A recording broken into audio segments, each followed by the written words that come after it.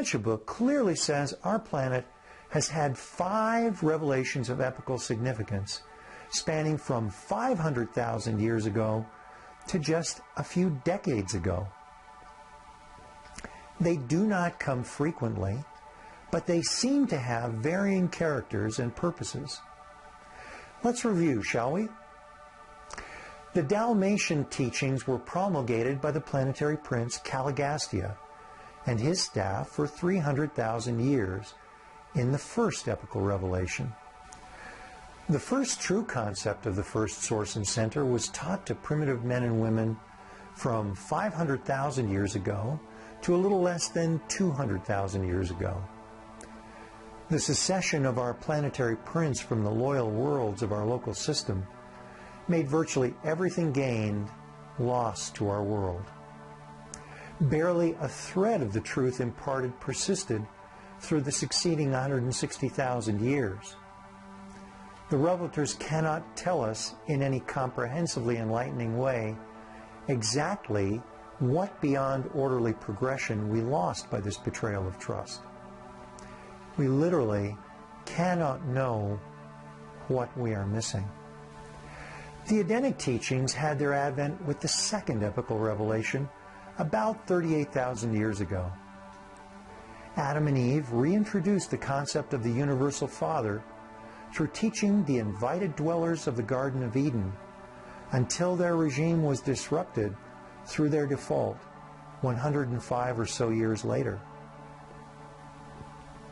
They strove to leave some legacy over the following 400 plus years.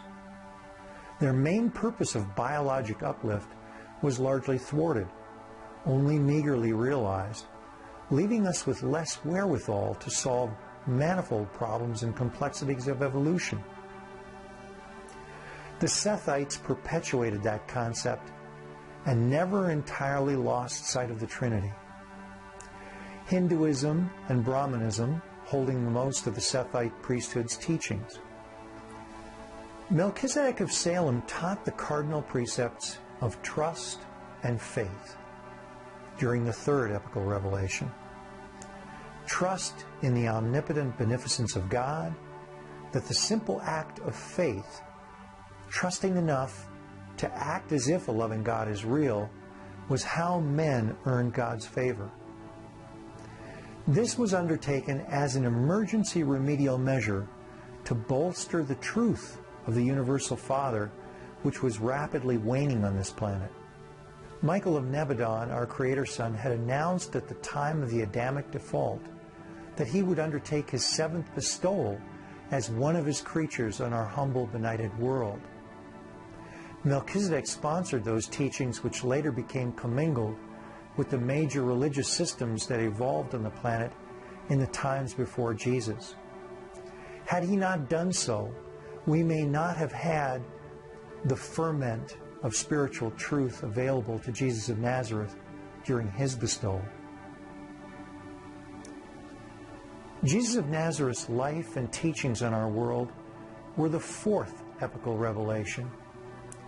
He bestowed himself on our world to experience and fully learn the life of his mortal creatures.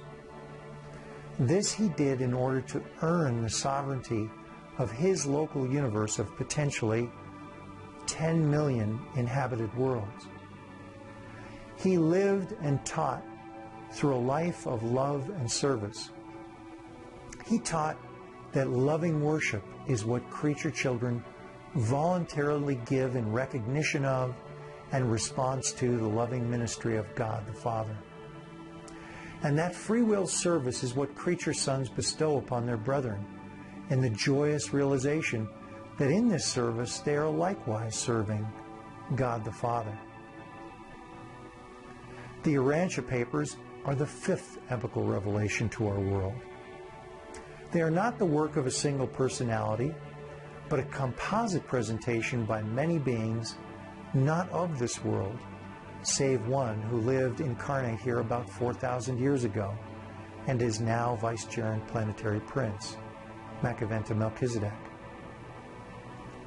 One acknowledgement at the end of the foreword says, "We are to be guided by the mandate of the super-universe rulers, which directs that we shall, in all our efforts to reveal truth and coordinate essential knowledge, give preference to the highest existing human concepts pertaining to the subjects to be presented. We may resort to pure revelation only when the concept of presentation has had no adequate previous expression by the human mind.